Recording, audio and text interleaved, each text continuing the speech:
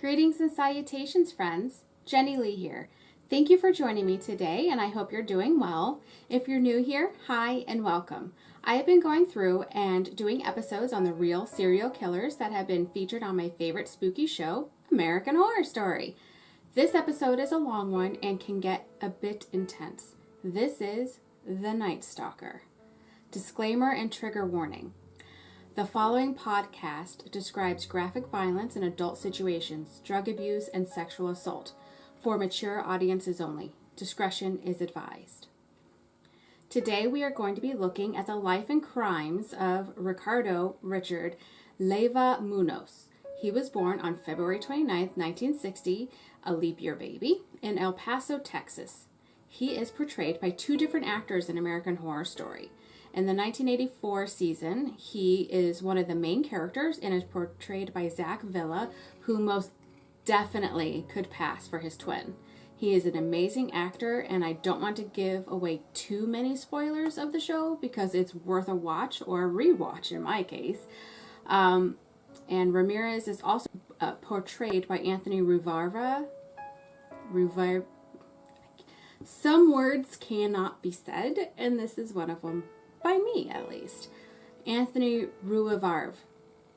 That's as good as it's getting, I think. In season 4, Devil's Night episode. It was brief, but so worth the watch. The details that were added from Ramirez's real life really draws you into the performance. Okay, so I will be referring to him as Ramirez going forward, so that way his name doesn't get mixed up with any others, okay? Ramirez's childhood was rough, and that's putting it lightly. He was the youngest of 5. He was abused by his father, Julian, a former Ciudad Juarez policeman, who then became a laborer on the Atkinson, Ropeka, and Santa Fe Railway. He was also an alcoholic with a very mean streak and would take it out on his wife and kids. At 12, Ramirez, who they called Richie, was starting to get very macabre interests in his preteens. Some stuff he learned or got ideas from his cousin Miguel, who was in the military and served in the army in the Vietnam War, where he also became a decorated Green Beret combat vet and actually would boast to anyone who would listen that he was a serial killer and a rapist while he was serving. He would brag about war crimes and would show Polaroid photos from Ramirez of Vietnamese women that he had raped, murdered, decapitated, and dismembered. Miguel allegedly taught Ramirez some military skills that he used in his own spree, such as killing with stealth and how to stay hidden in the dark. Ramirez would admit that he was fascinated by the pictures and the stories his cousin would tell. It was around this time that Ramirez started escaping from the violence at home and would sleep in a nearby cemetery. Miguel, the cousin, fatally shot his wife Jessie in the face with a handgun during a domestic dispute on May 4th, 1973, in front of Ramirez. He would also confess that this wasn't shocking or traumatic, but instead fascinated him. But the experience didn't leave him unscathed. He became more sullen and withdrawn from his family and friends. Miguel was actually found not guilty of the murder by reason of insanity, and that the shooting was the result of PTSD from serving in Vietnam. He was sentenced to several years in the state mental institution in Texas. So, some thoughts. PTSD is a real thing. It really happens to real people, and it needs to be addressed, and people who have it really do need the help. That being said, war doesn't always turn you into a bad guy. It can enhance it, though. I know this because I have a stepfather who was in the Vietnam War. He's not a monster. So, certain things in life, certain experiences in life, don't necessarily make you evil, but they will bring the evil more to the forefront. So I believe that Miguel was already a dark soul, but serving in the war did not help him. After the shooting, Ramirez moved in with his older sister Ruth and her husband Roberto, who was an extreme peeping Tom, who would actually take Ramirez out with him at night to show him how to do it. Ew. So much ew. This is why I have my curtains drawn. Literally, all the time. I may be a bit paranoid, but there's clearly a reason. Anyway, once Miguel got out of the mental hospital in 1977, he would join the creepy duo on their semi-nightly peeping Tom crawls. By the time Ramirez was 14, in 1974, he started using drugs, including LSD, and he and Miguel started getting all chummy again over their shared interest in Satanism and the occult. I know it's Satanism? Satanism. Satanism. I'll get it. Not today, apparently, but I'll get it. By the time he was in full-blown puberty, his sexual fantasy started mingling with graphic violence, including forced bondage, BDSM, mutilation, rape, and murder. Just a little PSA. There is nothing wrong with consenting adults experimenting with BDSM safely, but if they are on the extreme side, I recommend you reach out to a professional for some help. There are even apps you can use if you want to keep it on the low. Anywho, while he was still... This is my cat. The cats love it when I do my podcasts because then they get to crawl all over me. Because this is a safe space for kitties. Plus, it keeps it a little light. A little. Anywho, while he was still in school, he got a job at Holiday Inn and would use his pass key to sneak into rooms and rob the customers. On a separate occasion, he molested 2 children in an elevator, but no one reported the incident, so he went unpunished for it. He did get fired immediately after he attempted to rape a woman in her hotel room, but was caught in the act by their husband, who beat the living shit out of him.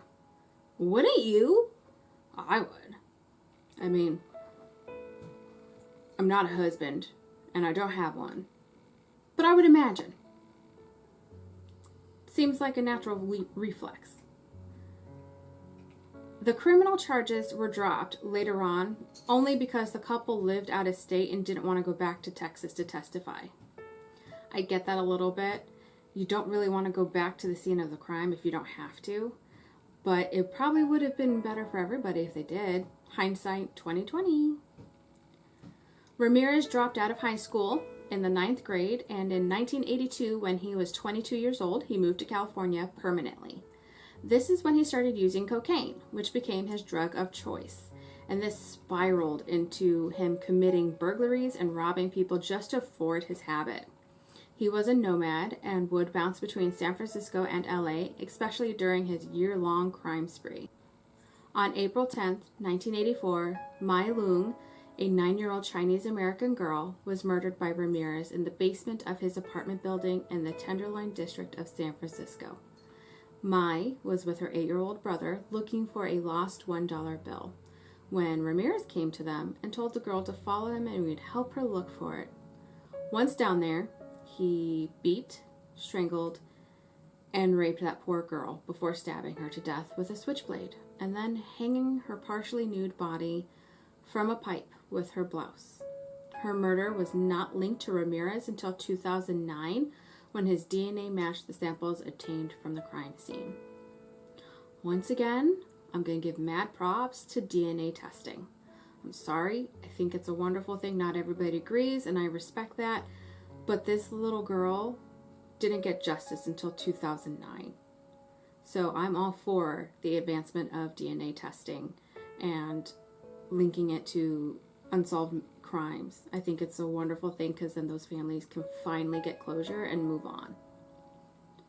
On June 28, 1984, Jenny Vincow, 79, was murdered in her apartment in Glassell Park, Los Angeles. She was stabbed repeatedly in the head, neck, chest, and throat, had been cut so deep she was nearly decapitated, all while she was asleep.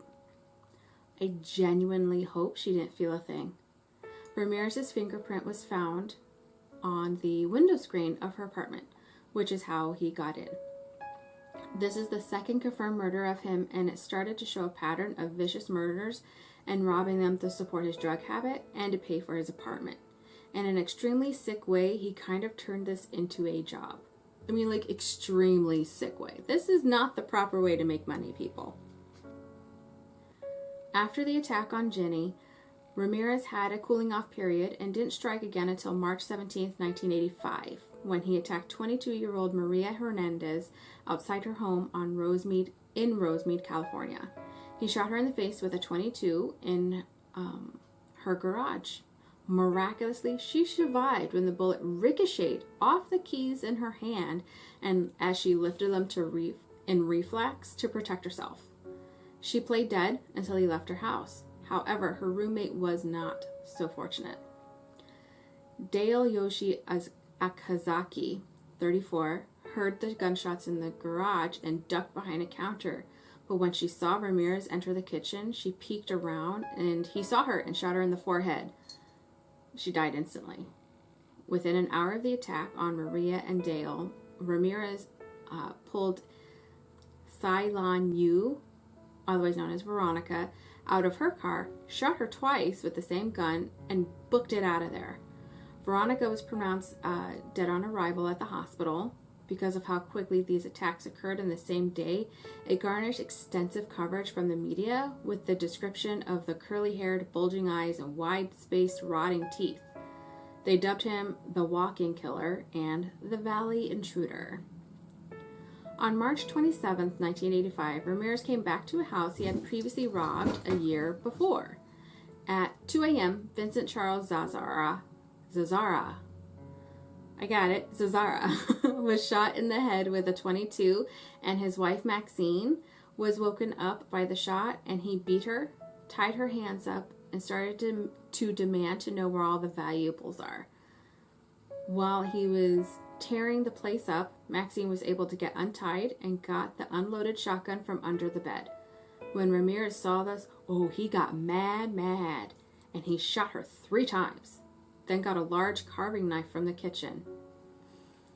He mutilated her body by stabbing her multiple times, and he removed her eyes and put them in a jewelry box, which he took with him.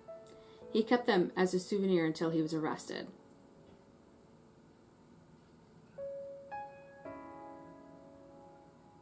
That's so gross. Vincent and Maria's bodies were found by their son Peter, and Ramirez actually left footprints from his Avia sneakers in the flower bed outside, which the police were able to cast and take photos. Because it's evidence. The bullets found also matched the one found in the previous attacks, and that is when they labeled him as a serial killer. In Monterey Park on May 14, 1985, Bill Doy, 66, and his wife Lillian, who were 56, were at home when Ramirez broke in, shot Bill in the face with the .22, and Bill was reaching for his own pistol. After Ramirez shot him, he beat him into unconsciousness. Ramirez then tied up Lillian, ransacked the house, and then raped her. Bill passed away from his injuries in the hospital. On May 14, 1985, Ramirez stole a car and drove to Monrovia. He stopped at the home of Mabel Ma Bell, 83, and her sister Florence Nettie Lang, 81. He used a hammer he found in the kitchen to bludgeon Florence and tied her up in her room. He then bludgeoned Mabel, by taking an electrical cord and shocked the woman. After raping Florence, he took Mabel's lipstick and drew a satanic pentagon on her thigh and on the walls of both bedrooms. The women were found 2 days later, alive, but in a coma and in critical condition. Mabel passed away from her injuries in the hospital. Ramirez drove the same stolen car to Burbank the next day, where he snuck into a home of Carol Kyle and her 11-year-old son. He made her tie up her son at gunpoint while he ransacked the house. He was demanding that Carol tell him where the valuables were, and then he repeatedly raped her. He also kept commanding her to not look at him, and if she did, he would, quote, cut her eyes out, end quote. He left the house after getting the little boy from the closet and tying them together. At least they survived. It sucks, but at least they survived. On July 12th, 1985, he stole a different car and went to Arcadia, where he randomly picked the house of Mary Louise Cannon, who was 75, a widowed grandmother. He quietly broke in, found her asleep, and beat her into unconsciousness with her bedside lamp, and then stabbed her to death with a 10-inch butcher's knife from her kitchen. On July 5th, he broke into the home of 16-year-old Whitney Bennett and beat her with a tire iron while she was sleeping in her room. Without being able to find a knife in the kitchen, he opted for the telephone cord and strangled her. He once said he was surprised to see electrical sparks come from the cord, and when she started to breathe again, he freaked out. He believed that Jesus Christ had intervened and saved her. While she survived the attack, she needed 478 stitches to close all the lacerations in her scalp. That's an epic amount of stitches. On July 7th, Ramirez broke into the home of Joyce Lucille Nelson, 50, in Monterey Park. She was asleep on her living room couch, and he stomped on her face repeatedly until she died. He kicked her so hard and so much that he left a shoe print on her face from the AVS sneaker. That same day, he drove around and chose another home, belonging to Sophie Dickman, 63. Dickman. Of a child. Oh, okay. Ooh. He handcuffed her and assaulted her at gunpoint. He tried to rape her and searched the house for any valuables. She kept telling him he found everything, and he told her to, quote, swear to Satan, end quote, that he had.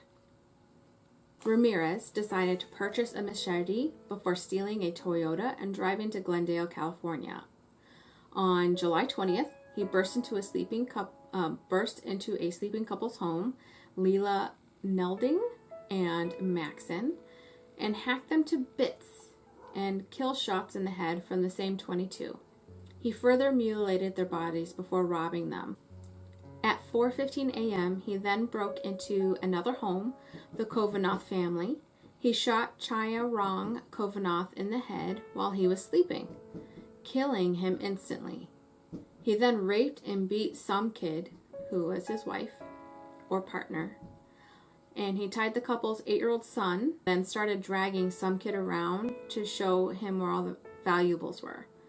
He also made her to, quote, swear to Satan that she wasn't hiding anything valuable or money.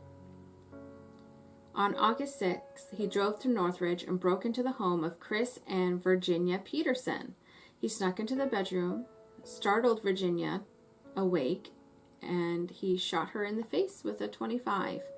And then he shot Chris in the neck, but Chris fought back and was able to avoid being shot 2 more times. Ramirez was able to get away, and the couple survived the attack.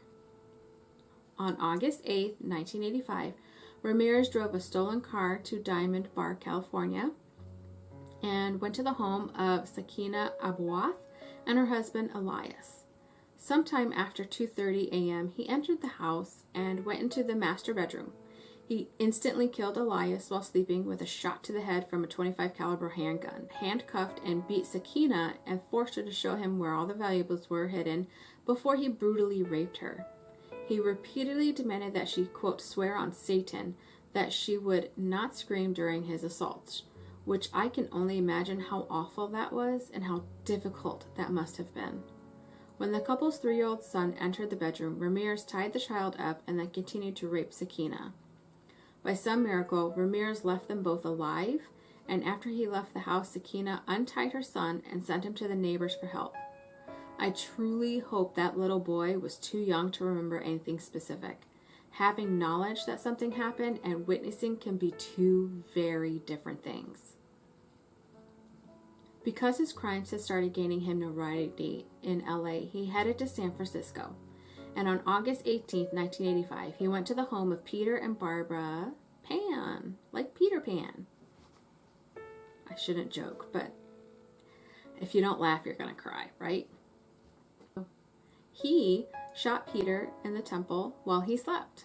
And just like the other women, he beat and sexually assaulted Barbara before killing her with a shot to the head. He also used one of her lipsticks to draw a pentagram with the phrase "Jack the Knife" on the bedroom wall.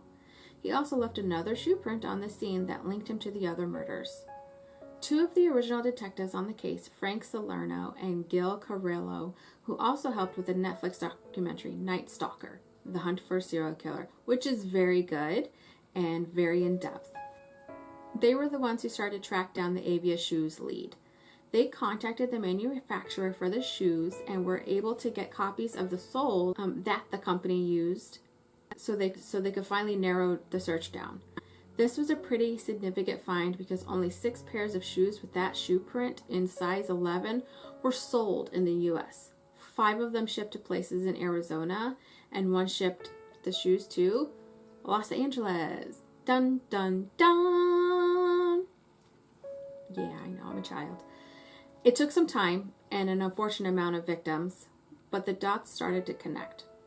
Once they got the specifics from the shoes matched to the crimes in LA, plus let's not forget the ballistics from the slugs also matched what was happening in San Francisco. San Francisco then Mayor Dianne Feinstein held a news conference with the information, including the gun caliber. However, this quote-unquote leak pissed off the detectives because they knew the killer was watching the news, and this info getting out gave the killer time to change his MO and destroy the shoes, which Ramirez did. He checked his shoes off the Golden Gate Bridge the night the news broke. I understand the aspect of wanting to get the information out there so that you could help find the killer, but you literally gave away the whole case that they had with the shoes. Shoes are easily replaced. Think, people. Common sense. My goodness. Ramirez went back to the LA area, stole an orange Toyota, and went to Mission Viejo to the home of James Romero Jr. on August 24th, 1985. The family had just returned home from a family vacation to Rosarito Beach in Mexico, and his 13-year-old son James Romero III was still awake. The rest of the family was asleep, and James went to the truck to get a pillow that had been left inside, but the truck was locked. When he was outside, he heard rustling in the bushes and thought it was an animal, so he went to investigate but didn't see anything out of the ordinary. James then went to the garage and decided to start working on his mini bike and heard footsteps outside the house. This made him think that someone was on the property. He saw Ramirez through his bedroom window and went to wake his parents up. Ramirez ran off, but not before James got a look at the color, make, and style of the car, and even got a partial license plate. They called the cops and reported it, believing that James had spooked off a thief. You're not wrong. You're not all right, but you're not wrong. And I'm not exactly sure when James got to his room from the garage. Maybe the garage is adjacent to his room somehow. I don't know. It's a minor detail, but it bugs me. And it definitely bugs me that I don't know, and I don't know why it bugs me. Oh well. After he left the Romero household, he went to the home of Bill Carnes and Inez Erickson. He broke in through their back door. He woke up Bill when he cocked his gun before shooting him 3 times in the head. He then turned his attention to Inez and told her he was the Night Stalker and forced her to swear to Satan while beating her. He used neckties from the closet to tie her up before dragging her to another room to rape her again and demand money and jewelry. He then made her swear again to Satan that there was nothing left of value for him to steal. Before leaving, Ramirez told Inez, "Tell them the Night Stalker was here," end quote. Inez rushed to the neighbor's house to get help, especially for her fiancé Bill, who was still alive. By some miracle, he survived the 3 shots to the head, and 2 bullets were removed, which means there's still 1 in there jostling about. Inez was able to give a detailed description of Ramirez to the police. The authorities also found the stolen Toyota and were able to get a single fingerprint from the rear view mirror, despite Ramirez's attempts to wipe down the car, which was then positively identified as belonging to a 25-year-old drifter from Texas, with a very long rap sheet for illegal drugs and traffic violations. The fingerprint match was thought of as a miracle because the technology was still relatively new and they got the match results back so fast. Another fun fact about this part is that the database had only fingerprints on file starting from January 1st, 1960, a month before Ramirez was born. On August 29th, 1985, the police and other law enforcement officials released his mugshot from the 1984 arrest, and the media ate it up because the Night Stalker finally had a face.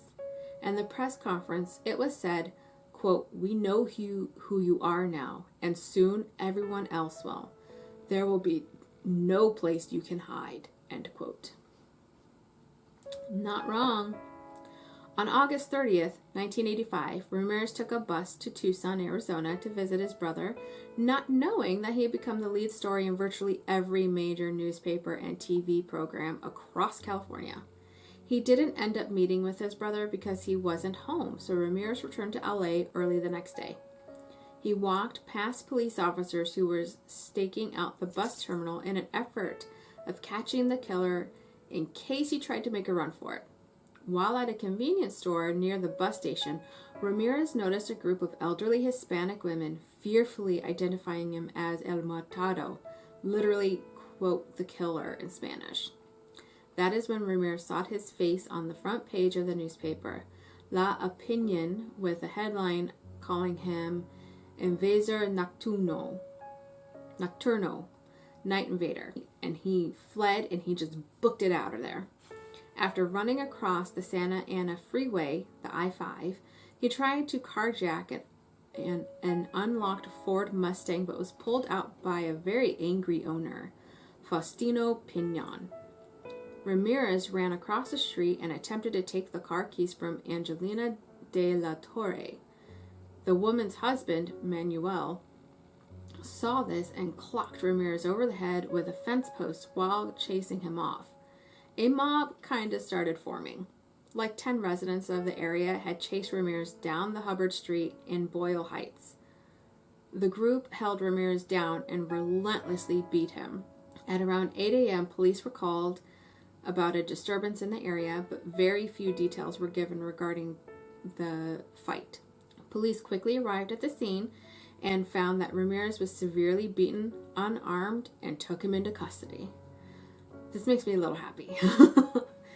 The crowd grew to several hundred people and was starting to get rowdy toward Ramirez, and the responding officer, Andy Ramirez, no relation, stayed behind while Officer Jim Kaiser drove Ramirez to the Hollenbach police station. The Night Stalker had been caught with huge help from the community who was so tired of being scared.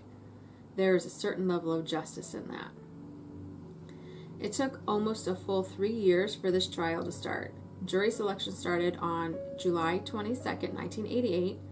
Because Ramirez likes attention, even if it's negative attention, he showed up to his first court appearance with a pentagram drawn on his hand and yelled, "Hail Satan!" It is reported that some jail employees overheard Ramirez planning to get a gun smuggled into the courtroom to shoot the prosecutor.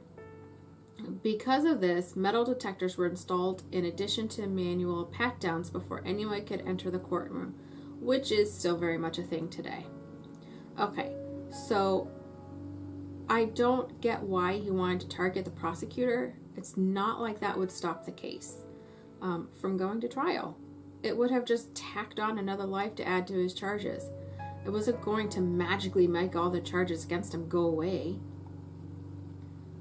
On August 14th, the trial was interrupted because one of the jurors, Phyllis Singletary, did not arrive. Later that day, she was found shot to death in her apartment. The jury was terrified, wondering if Ramirez had somehow been able to plan this from his prison cell, and whether or not he could reach the jurors. It was ultimately discovered that Ramirez had nothing to do with it. She was shot and killed by her boyfriend, who later committed suicide at a hotel with the same gun. The alternate juror who replaced Phyllis was too frightened to return to her home, which I get.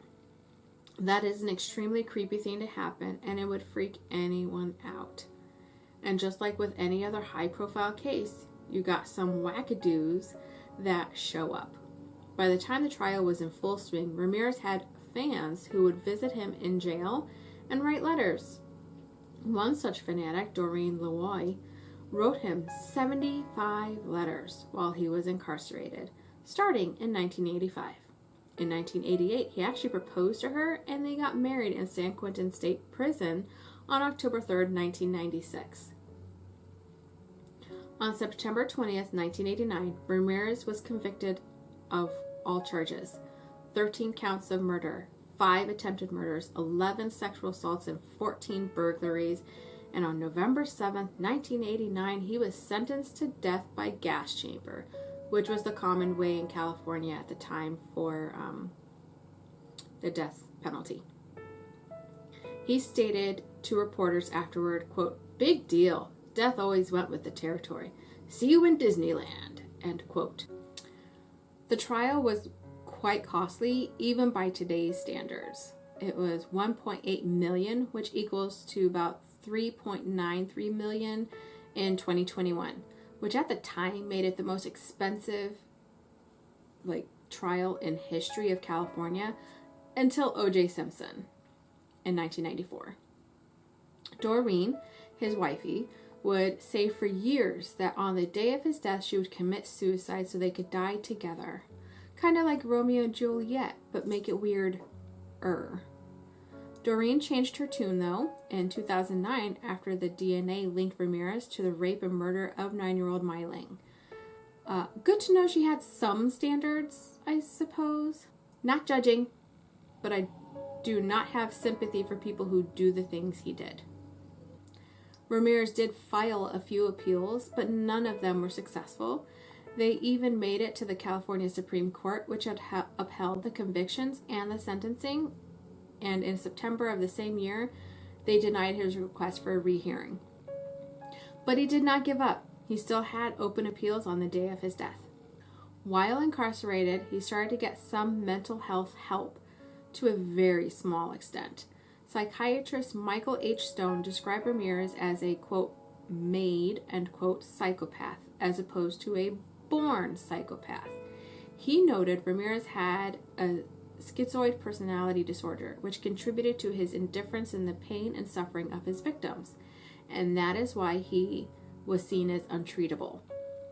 Now, a common theme among serial killers and or psychopaths is that they are typically have experienced severe head trauma as a child.